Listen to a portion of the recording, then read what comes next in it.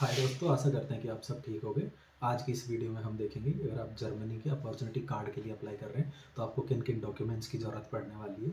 क्या आपको जैब की ज़रूरत पड़ेगी या फिर क्या आपको ब्लॉक अकाउंट की ज़रूरत पड़ेगी। तो ये सारे डाउट आज हम क्लियर करने की कोशिश करेंगे। अगर बाद में भी आपको फिर भी अगर आपको कोई डाउट रहता है तो मैं नीचे एक बार नंबर ऐड कर दूँगा। आप उन नंबर पर कॉल या फिर व्हाट्सएप करके पूछ भी सकते हैं।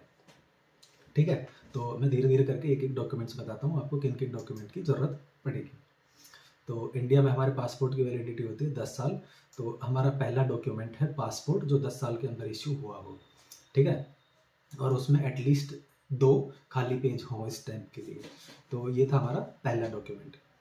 इसमें दूसरा डॉक्यूमेंट आता है एप्लीकेशन फॉर्म, जो कि आप ऑनलाइन वाइडेक्स की वेबसाइट पे जाके फिल करोगे। जब वो फॉर्म फिल करोगे तो उसके नीचे एक ऑप्शन आएगा डाउनलोड का।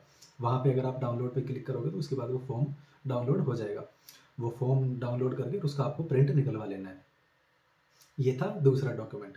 तीसरे डॉक्यूमेंट पे आते हैं। तो तीसरा डॉक्यूमेंट है डिक्लेरेशन, मतलब उसका एक कॉन्टैक्ट फॉर्म होता है। ठीक है, उस पर अगर हम डिक्लेरेशन वाले फॉर्म पे क्लिक करेंगे तो उसके बाद उसमें हमें नेम और कॉन्टैक्ट इन्फॉर्मेशन ये सब फिल करनी होगी। लास्ट में उस पर एक सिग्नेचर का ऑप्शन आता है, तो सिग्नेचर करने होंगे। ये था हमारा तीसरा डॉक्यूमेंट जो कि ज़रूरी था। ये हो गया हमारे 3 डॉक्यूमेंट। चौथे डॉक्यूमेंट पे आते हैं। उसमें हमें चाहिए 2 हमारी पासपोर्ट साइज़ फ़ोटोज़। उनकी डायमेंशन आप वीएफएस की वेबसाइट पे जाके देख लेना कि उनकी डायमेंशन क्या होगी। ठीक है, तो ये था हमारा चौथा डॉक्यूमेंट। पांचवा डॉक्यूमेंट आता है हमारा पासपोर्ट, हमारे पासपोर्ट की फोटोकॉपी। तो आप 2 फोटोकॉपी करवा लेना अपने पासपोर्ट की। ये आपको दोनों फोटोकॉपी आपको चाहिए। आपको देखो, जैसे आपके ओरिजिनल डॉक्यूमेंट है ना, आपको वो तो चाहिए ही चाहिए। उसके बाद हर डॉक्यूमेंट्स की 2-2 फोटोकॉपी वो भी चाहिए। आप 2-2 फोटोकॉपी करवा के रखना। ये हो गया हमारा पांचवा डॉक्यूमेंट। उसके बाद छठे डॉक्यूमेंट पे आते हैं फाइनेंशियल वाले पे। देखो, तो अब दिसंबर तक ये था कि हमें 1027 यूरो हर महीने के दिखाने पड़ते थे। तो 1027 इंटू 12, लेकिन अब ये अमाउंट बढ़ गया है। अब ये 1027 से 1090 हो गया है। तो 1090 इंटू 12, तो ये आप मल्टीप्लाई कर ले जो अमाउंट आ रहा है ना, प्लस उसके बाद रिटर्न फ्लाइट टिकट। ठीक है, तो ये हमें शो करना पड़ेगा। हम इसमें लिखा हुआ है कि करंट अकाउंट में भी शो कर सकते हैं, लेकिन है ना, हमने 2-3 कैंडिडेट ऐसे भेजे थे कि उनको है ना बाद में ब्लॉक अकाउंट के लिए बोल दिया गया था। टोटल 10-12 एप्लीकेशन किए, जिनमें से 5 का करंट अकाउंट में हो गया था। उनको करंट अकाउंट के लिए नहीं बोला जाता, स्पेशली दिल्ली और मुंबई में अगर आप इंटरव्यू के लिए जा रहे हैं तो। चेन्नई और कोलकाता में तो क्या पता, आप बोल भी सकते हैं आपको ब्लॉक अकाउंट के लिए, लेकिन दिल्ली और मुंबई में कम चांस है अगर आपके पास करंट अकाउंट है तो। अगर आप वो बोल देते हैं, अगर आप करंट अकाउंट में लेके जाते हैं तो उसके बाद वो डायरेक्ट रिजेक्ट नहीं करेंगे, आपको बोल देंगे कि हमें करंट अकाउंट नहीं ब्लॉक अकाउंट चाहिए। तो आप ब्लॉक अकाउंट भी खुलवा सकते हैं, बाद में आपको टाइम देंगे वो।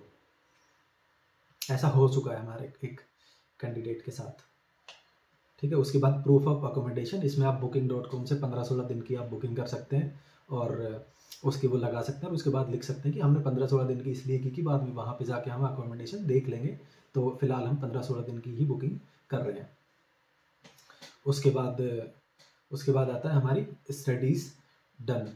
तो मतलब कि अगर हम देखो, यहाँ पे है ना हमारे पास 2 ऑप्शन है। अगर हमारे पास डिग्री है ना तो हमें ऑप्शन 2 में नहीं जाना, मतलब कि हमें जर्मन आने की कोई भी ज़रूरत नहीं है। लेकिन अगर हमारे पास एक डिग्री नहीं है, एक डिप्लोमा है या फिर कुछ हमने ट्रेड सर्टिफिकेट की है ना, तो फिर हमें ऑप्शन 2 में जाना होगा। उसके लिए जर्मन या इंग्लिश दोनों में से एक का आना ज़रूरी है।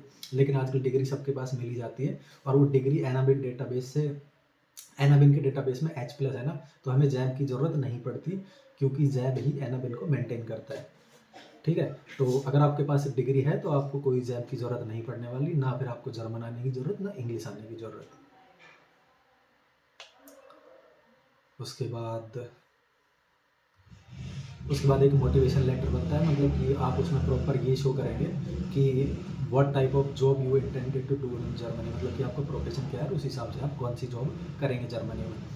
और अगर आपने जर्मन सीखी है तो आप उसके बारे में ये लिख सकते हैं कि मैं वहाँ पे जाके आप जर्मन थोड़ी सी सीख लूँगा। ठीक है, उसके बाद ये पूछ रहा है कि उसमें हम ये चीज़ें मेंशन करेंगे अपने मोटिवेशन लेटर के अंदर। उसके बाद हमें 2-3 अपने जॉब की जो पोस्टिंग करी होगी लिंक्डइन या फिर इंडीड जर्मनी पे, तो उसके 2-3 स्क्रीनशॉट उस मोटिवेशन लेटर में अटैच कर देने हैं। अगर आपको कुछ और पूछना चाहते हैं तो मैं नंबर दे दूंगा नीचे, आप उस पर कॉल करके पूछ सकते हैं। ठीक है, और आप जर्मनी में ही क्यों मूव होना चाहते हैं, आप दूसरी यूरोपियन यूनियन की कंट्री में क्यों मूव नहीं होना चाहते, तो ये सारे पॉइंट हम मोटिवेशन लेटर में लिख देंगे। ठीक है। और उसके बाद हमें चाहिए अपना बर्थ सर्टिफिकेट या फिर आधार कार्ड। स्पेशली बर्थ सर्टिफिकेट अगर आपका नहीं बना है तो आप बनवा लेना, कोई बड़ी बात नहीं, बन जाएगा। उसके बाद आपको चाहिए एक सीवी। और अगर आप या 45 के हैं या फिर जर्मनी में पीआर करने से पहले 45 के हो जाएंगे तो उसका एक अलग डॉक्यूमेंट्स लगेगा, वो साइन करके 2-3 छोटा सा डॉक्यूमेंट है वो लगेगा।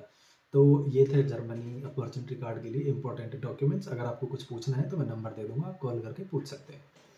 सो सॉरी, एक एक इम्पोर्टेंट रह गया हमारा हेल्थ इंश्योरेंस, जो कि ज़रूरी है, ठीक है। लेकिन वो हम जब एक्सपेक्ट्रियो की वेबसाइट पे जाते हैं तो वहीं पे है ना हमारा health insurance plus block account दोनों हो जाता है वो, अगर हम एक्सपेक्ट्रियो की वेबसाइट पे जाके लेते हैं तो, ठीक है। तो ये थे डॉक्यूमेंट्स हमारे जर्मनी के अपॉर्चुनिटी कार्ड के लिए। Thank you, thanks for watching. अगर आपको कुछ पूछना है तो मैं नंबर दे दूँगा, आप कॉल करके पूछ सकते हैं। Bye bye.